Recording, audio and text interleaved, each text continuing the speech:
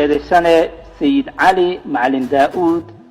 dembiga ku xusan qodobka 434 waxayna ku xukuntay dambiile sayid cali macalin daa'uud dil toogasho xukunkan cid aan ku qancin waxa uga furan cabasho waafaqsan sharciga xukunkan waxa lagu dhawaaqay maanta oo ay taariikhdu tahay 15 bishii shanaad 2024 سيد علي waxaa lagu xukumay dil toogasho laakiin wali wuxuu haystaa inuu soo caban karo ama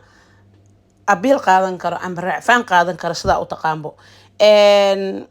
muuqaalkiisa maxay taa sababta uu soo qaato maanta inta ka horeysa soo ma qaadan sababteeda ana idinka daba geenaa walaalahay waxa waayay waxaan arkay muuqaal run ahaantii aad iyo aad iiga nixiyay oo aad iyo aad macnaha qof walba oo damiir Soomaaliyeed leh kan xinaayo waana kana waxa waaye aaba Soomaaliyeed meeshii oo waxa loogu tagay maharadiisii oo ku iibsanayay qaraha nimankaas ayaa xoog u sheegteen qarihiisina xoog uga cuneen ka jijibiyeen asagana jirdil u geysteen aad iyo aad uga xumaan ahaantii ina aaba Soomaaliyeed dalkiisa jooga xoogsanayo sida idinkaga muuqata 60 jir ah ama ka badan inta loogu tagay ya xoog loo sheegtay la jirdilay laga xoogay la cunay haddana waxa iiga sii naxdin badeed inay meeshaas taagnaayeen dad dhalinyaro oo Soomaali ah oo wax ka qaban kare war maxaa afka idin qabtay war maxaa gacmaha idin qabtay maxaa xaq looga hadlayaa muuqaalkan markaan arko runtii waxa waaye waa ka niyad jabay inay Soomaalida dhan waxaan aaminay inay tahay dad macnaha wada xaasidiin ah inuu dalka wax sharci ka jirin inuu Donald Trump wuxuu sheegay run tahay laakiin markaan arko maanta inay maxkamadii labaad ku soo xukuntay Sayid Cali dil toogasho ayaa waxa ay xoogaa dawladda baa meesha ka soo ifayso ma fahanti waxaana dawladda Soomaaliya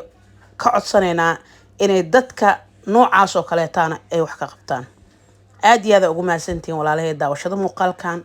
waxaan si sharaf leh idinkaga codsanayaa haddii aadna channelkayga subscribe uusan ku ahayn subscribe saarato maxaa yeelay 3 muuqaal ama ka badan insha Allah soo gali doona wigi aan sidoo kale tan waxa waaye wixii aad jeceshahay commentiga aad noogu soo qori kartaa ama wixii ra'yigaaga aad ka qabto muuqaalka hadda aan soo galiyay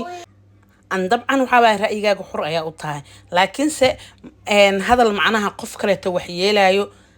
ha ku soo qorin maxaa yeelay taas adiga ayna ku fiicneen and waa ka asxaabta insha Allah taala waxaan idinka codsanayaa kaleeto inaad TikTok iga soo follow gareysiin waxa idinkugu soo bandhigaa haday naqato skin care haday naqato hair care haday naqato maaragtay alaabaha oo maaragtay qurxinta guriga alaabta maacunta haday naqato maaragtay dhar wax alaala maaragtay oo ka soo gato TikTok ayaan halkaas review idinkugu soo bixiyaa wixii anfacay iyo wixii maaragtay anfici waayay oo idinka iga digaa aad iyo aad ugu maasantahay daawashada muuqaalka